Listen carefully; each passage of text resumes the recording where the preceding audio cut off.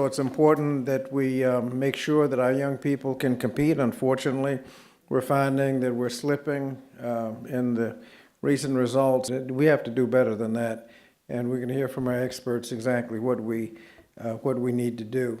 The incoming administration has given indication that it's going to be a challenging 4 years. The nominee for Secretary of Education is known primarily for support of vouchers, diverting funds from the public education. So we need to make sure that we do better, that we fulfill the civil rights implications of public education, starting with the Brown decision.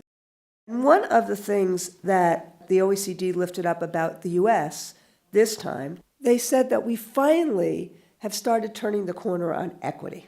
Not enough to yet see nationwide tremendous increases in performance, but a real start in terms of ensuring that our kids who were most vulnerable were actually focused on and their needs were addressed. Education opens the windows of opportunity for every student, every person. If you get a quality education, you can live the American dream.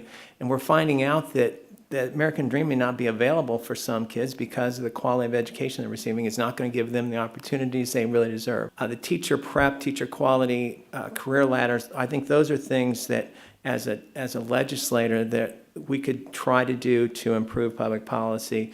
The single most important thing we can do is elevate the profession to effectively respond to the diversity in our classrooms, to mitigate some of the difficulties created by our astronomical rates of child poverty.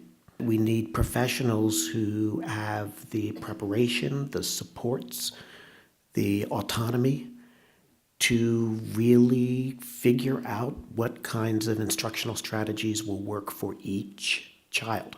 Every state has raised its standards and said we want better. It's first about what is it we're seeking in education, and I think we're seeking different things than we were 10, even, and certainly 50 years ago. How does technology factor in a way that increases teachers and makes teachers the true professionals that they are, the educational designers?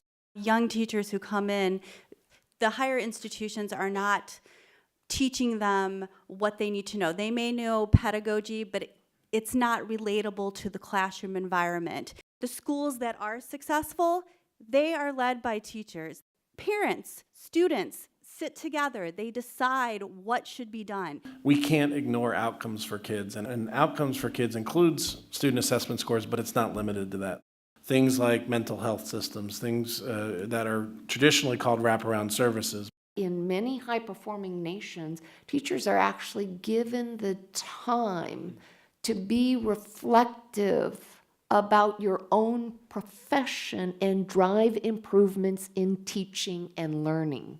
And Massachusetts actually went through each of these, so you have a perfect example of a state that kept their eye on the prize and did what it was going to take to reach standards that we can all see exceed some of the highest performing countries in the world. There are things that I also think should be in this conversation that maybe shouldn't be included in how we judge schools, but they should be information about how a school's doing, like cultural surveys possibly on how do kids feel safe in these schools. The things we see in other countries. It's not that they don't test their kids, because they do.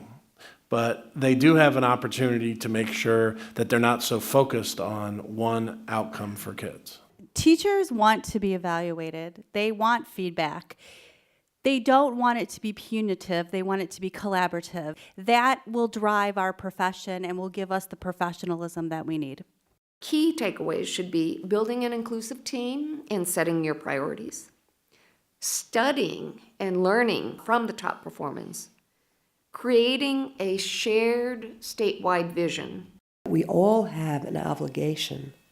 It's in some ways our shared responsibility to keep this going and not have, with a change of administration, another new chapter that's about ideology as opposed to about what the best practices are. If we actually continue down the road we've all try to work on in terms of what are those best practices that are going to help our kids, we actually may have a couple of years where we can work through these issues and have many, many more Lawrences, many, many more Massachusetts, many, many more schools like where Mona teaches with the work that she's done.